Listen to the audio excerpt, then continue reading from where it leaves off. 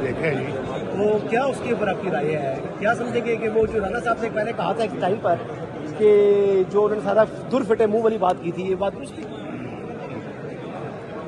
जो बातें उन्होंने की हैं, मेरे नहीं ख्याल कि इसके बाद रियासत मदीना का नाम लेना चाहिए था।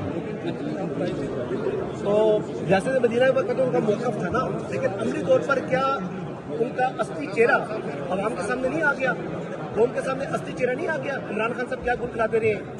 मैंने तो कहा है कि जी जो बातें उन्होंने की हैं, उसके बाद फिर रियासत मदीना का नाम उनको नहीं लेना चाहिए था। एक चीफ मिनिस्टर का अपने स्टाफ के अफसर की बीवी को इस तरह का फोर्स करवा के उसको तलाक दिलवाना, फिर शादी करना, मेरा नहीं। कल मानेका ने इंकशाफात किए हैं, आज लोगों को अफसोस हुआ है। खान